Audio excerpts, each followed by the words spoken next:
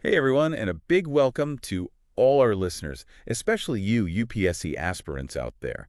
We've got a deep dive today that's not just ripped from the headlines of the Indian Express and the Times of India, but also something that might actually end up on your mains exam.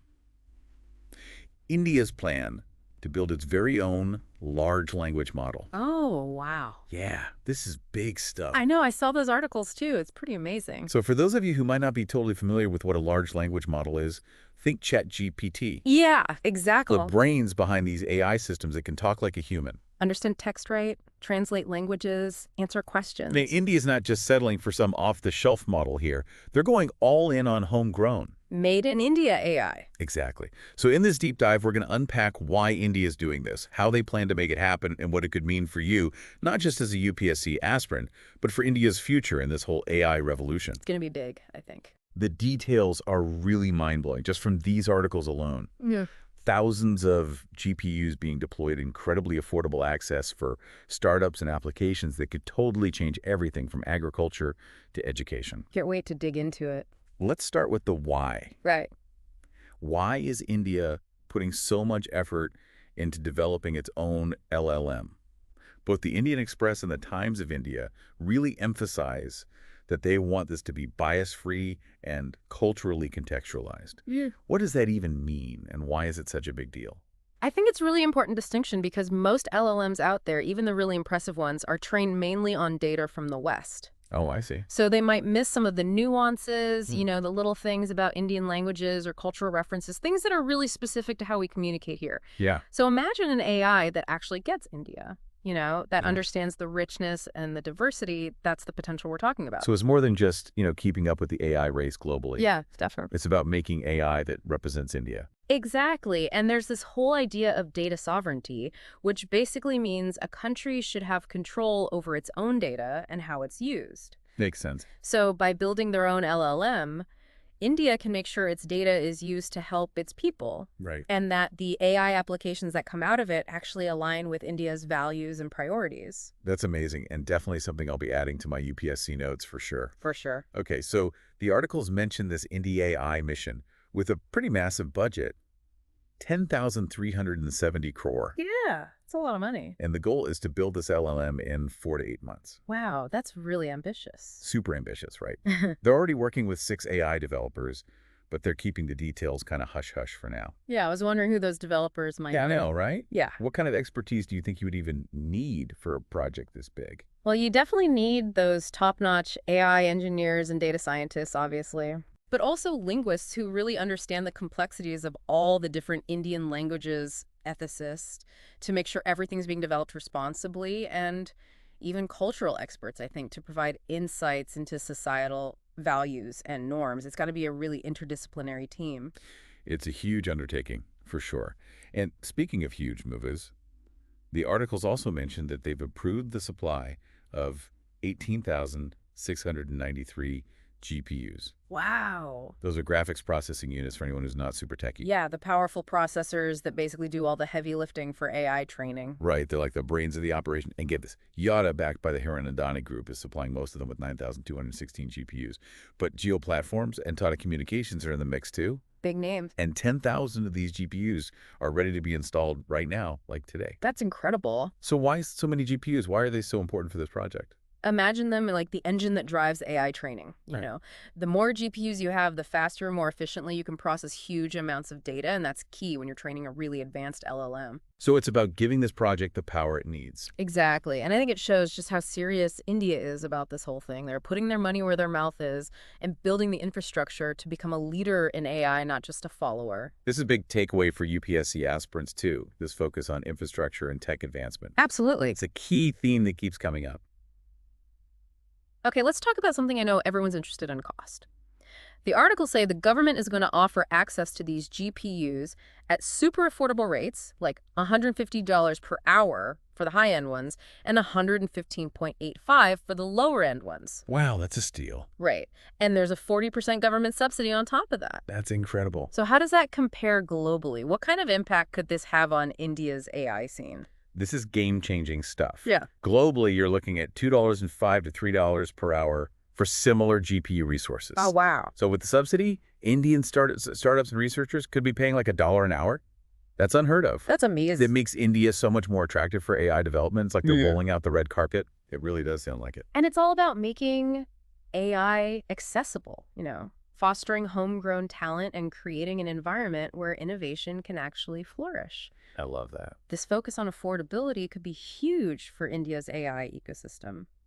So we've talked about the why and the how of India's LLM ambitions. Now let's talk about the what are they actually going to do with it? Right. The articles mentioned that the IndiaAI mission isn't just about building this LLM, it's about using it to solve real problems. Yeah. So in this first phase, they've selected 18 projects for funding, focusing on things like agriculture, learning disabilities, and climate change. Yeah. What kind of impact could AI have in those areas, especially here in India? The possibilities are pretty amazing. Think about AI systems that can help farmers get better crop yields, predict disease outbreaks, and adapt to climate change. Yeah. It could be a total game changer for India, where agriculture is such a huge part of the economy. That's a really powerful image. It is. What about the other areas like learning disabilities and climate change? How can AI help there? In education, AI could personalize learning for students with disabilities, give them that tailored support they need. Oh, that's great. Imagine AI-powered tools that adapt to different learning styles, figure out where students are struggling, and then provide really targeted help. Yeah. It could make education so much more inclusive. And with climate change, AI could help us use resources better, develop early warning systems for natural disasters. Right. Even model climate change scenarios to make better policy decisions. Yeah, so many possibilities. Exactly. It's about using AI to create a more sustainable and resilient future. And what's really exciting is that they're building these solutions specifically for India. Yeah. It's not about taking what works somewhere else and just hoping it fits here. It's about creating AI that's made for India's unique needs. This is seriously inspiring stuff, and I'm sure our UPSC aspirants are taking notes like crazy right now. Oh! Before we jump into the next part of our deep dive, I just want to remind everyone to hit that subscribe button and give this episode a like if you're finding this info valuable. And if you're prepping for the UPSC exams, trust me, you do not want to miss the rest of this. We'll be right back to go even deeper into how all of this could impact Indian society and culture, and how knowing about this can give you an edge in your UPSC prep. So stay tuned. Can't wait. Welcome back to our deep dive into India's AI ambitions. We've talked about the tech, the investment, the potential applications. But like with any really powerful tool, we need to think about the bigger picture, the implications. Absolutely. What could a homegrown, culturally nuanced LLM actually mean for Indian society and culture? That's a great question, and one that I think is really important for UPSC aspirants to consider. For sure. Understanding how tech impacts society and culture is crucial for policymaking and governance, Yeah, absolutely. So where do we even begin? Well, let's start with language. Okay. It's a fundamental part of any culture. For sure. Imagine an AI that can translate between all of India's languages, breaking down those communication barriers and helping people understand each other better. Oh, that would be huge. Right. India has so much linguistic diversity. It's one of its greatest strengths. But it can also be a challenge. Definitely. Especially in areas like education, access to information, even government services. An AI that could bridge those language gaps could totally revolutionize things. Yeah. Make learning materials available to students in their own languages. That's amazing. Give citizens access to government information and services in a language they understand. And if we're thinking about the UPSC exams, understanding these nuances is super important for questions about social justice, inclusive development, and cultural preservation. Exactly. It's not just about translating either. It's about preserving languages, too. Oh, that's interesting. An LLM, trained on a huge amount of data from Indian languages, could help document endangered languages, create new educational resources, even inspire new forms of creative expression. Wow. That's like giving those languages a voice in the digital world. Exactly. But let's not forget about the economy. The articles we talked about from the Indian Express and Times of India both suggest that AI could be a major driver of economic growth. Yeah, definitely. What are your thoughts on that? I totally agree. AI can automate tasks, boost efficiency, create whole new industries. Right. We're already seeing it happen in finance, healthcare, manufacturing. Yeah. But with a uniquely Indian LLM, we could see even more innovation. I see. Like more entrepreneurship driven by solutions that are specifically designed for India's needs. And the government's focus on making computing power affordable for startups. That's huge. That could really help level the playing field. It could totally change the game if more people have access to the tools they need to develop AI. Yeah. We could see a boom in AI-driven startups and applications. That's exciting. So we've talked about the positive side a lot, the potential benefits. But there are also concerns, right? Of course. Like, what about jobs? Yeah. Will AI lead to job losses in India? That's a valid concern. It's something I hear a lot from UPSC aspirants, too. And it's a complex issue. Yeah. AI will definitely automate some tasks that are currently done by humans. Right. But history shows us that new technologies often create new jobs, too. So it's not necessarily about replacing jobs, but changing them. Exactly. The key is going to be adapting and reskilling our workforce, giving people the skills they need to thrive in this new AI-powered economy. Which brings us to another important point, the ethical implications of AI. Absolutely. We've got to make sure that these systems are aligned with our values, that they're used responsibly. Yeah, we don't want AI to make existing inequalities worse or create unintended consequences. Right, exactly. We need open and honest conversations about the ethical side of AI, involving people from all different backgrounds and perspectives. This raises some really interesting questions for UPSC aspirants, too.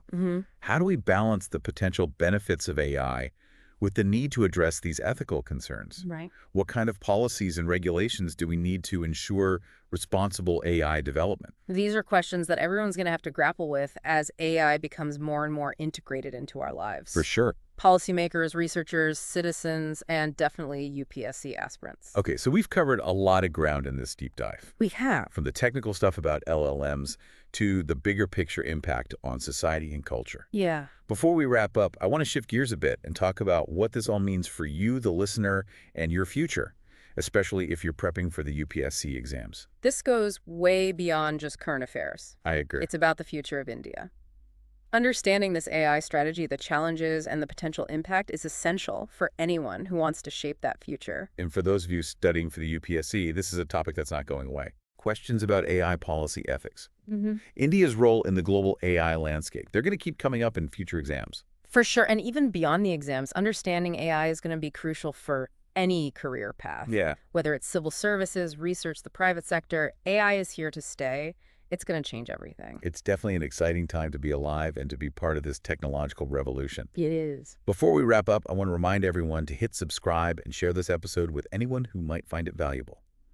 We'll be back in a moment to talk about how all of this could actually impact your UPSC prep. Sounds good. Okay, we're back for the final part of our deep dive into India's AI ambitions. We've talked about the tech, the potential applications, the impact on society, but now let's bring it all home. What does this mean for you, our listeners, especially those of you getting ready for the UPSC exams? This whole topic is like a goldmine for UPSC aspirants. I agree. It's not just about memorizing facts and figures. It's about understanding how technology, policy, society, economics all fit together. Right. It's a perfect example of how what's happening in the world right now can end up being a crucial topic on your mains exam. So let's get practical. How can our listeners actually use this knowledge to do well on the UPSC exams? Yeah. What should they be focusing on? First, you got to have a solid understanding of the IndiaAI mission itself, the goals, the technology, the budget, the timeline. The basics. That could be a direct question on the prelims or a starting point for a longer answer on the mains. Okay, so those are the building blocks. But to really impress the examiners, you need to go deeper. What kind of analytical questions should UPSC aspirants be thinking about? Here's where you can show off your critical thinking skills. Think about the potential challenges. What could go wrong? Okay.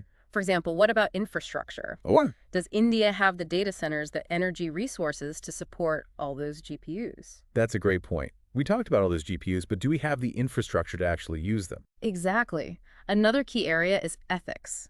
How do we make sure that this bias-free LLM is truly inclusive?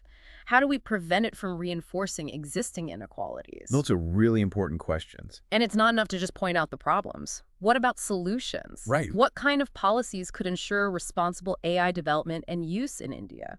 So it's about making connections between technology, society, policy, and governance. Exactly. All those key themes that come up again and again in the UPSC syllabus. And don't forget about the international implications. How will India's AI push affect its role in the world? That's a big one. Will it make India a leader in AI, or will it face competition from other countries? It's a fascinating question, and these are all things that UPSC aspirants should be thinking about. The exam isn't about memorizing. It's about showing you can analyze, connect ideas, understand the complexities of governing in the 21st century. And that's why this topic is so perfect for UPSC prep. It's not just a news story. It's a snapshot of all the challenges and opportunities facing India today. And for you, the listener, whether you're aiming for the UPSC or just interested in India's future, this is a story that's just beginning. It really is. So stay informed, stay engaged, keep asking those critical questions. Couldn't have said it better myself. And on that note, we've reached the end of our deep dive. We hope you found this exploration insightful and helpful, whether you're prepping for the UPSC or just learning more about India's journey into the world of AI. Remember, the more you engage with these complex topics, the more prepared you'll be for the future. A huge thank you to our expert for sharing their incredible insights with us today. And to all our listeners, thank you for joining us on this deep dive. Don't forget to subscribe to the deep dive and share this episode with your friends and fellow UPSC enthusiasts. We'll be back soon with another fascinating deep dive into a topic that matters. Until then, keep learning, keep exploring, and keep those UPSC dreams alive.